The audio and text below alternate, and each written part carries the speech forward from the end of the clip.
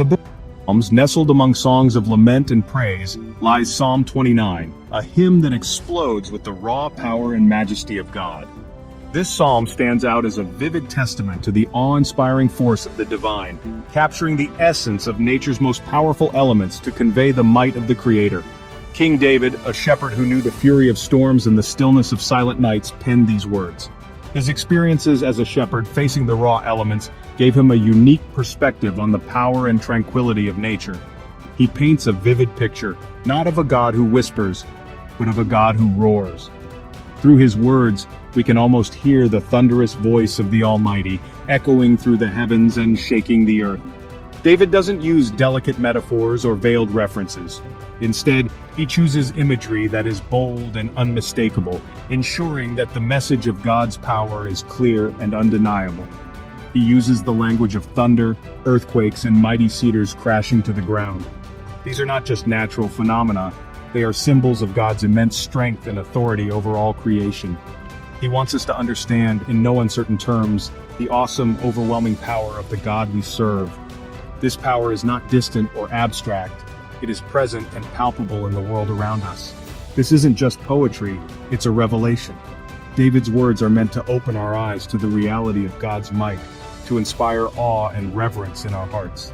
David is pulling back the curtain, allowing us to glimpse the very heart of God, a heart that pulsates with strength and might. Through this psalm, we are invited to witness the divine in its most powerful form.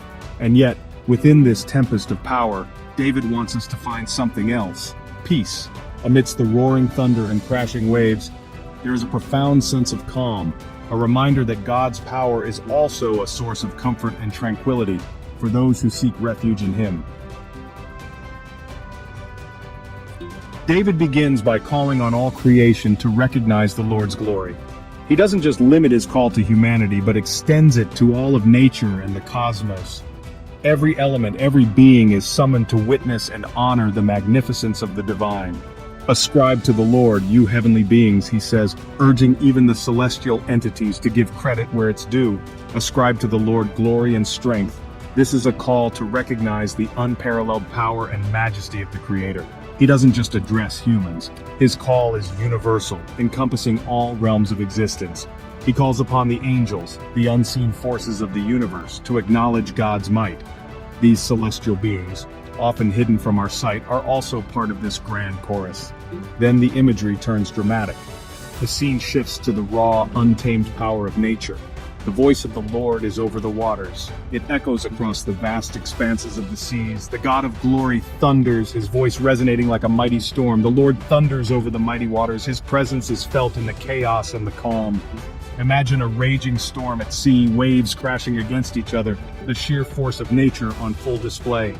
The wind howling like a beast, a relentless force that cannot be tamed. Yet above it all, louder than the thunder, more powerful than the wind, is the voice of God. It cuts through the noise, commanding attention. He is not just present in the storm, he is the master of it. He is in command of it.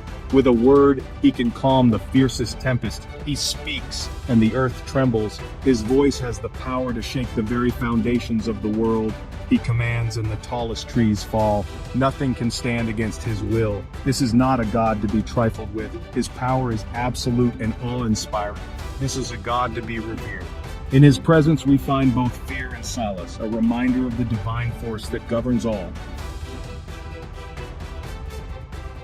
But God's voice is not always a roar. It doesn't always come with thunder and lightning shaking the earth beneath our feet. Sometimes it's a whisper in the silence of our hearts, a gentle murmur that only we can hear when we quiet our minds and open our souls. And sometimes it's the gentle nudge that guides us towards his purpose, a subtle push in the right direction, helping us to make decisions that align with his will. Sometimes it's the still, small voice that speaks peace to our anxieties.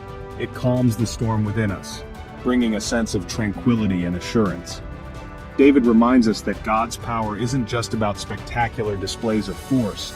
It's not always about the grand gestures or the miraculous events. It's about the strength he gives us to face our own storms, the inner fortitude to stand firm in the face of adversity, knowing that we are supported by a higher power.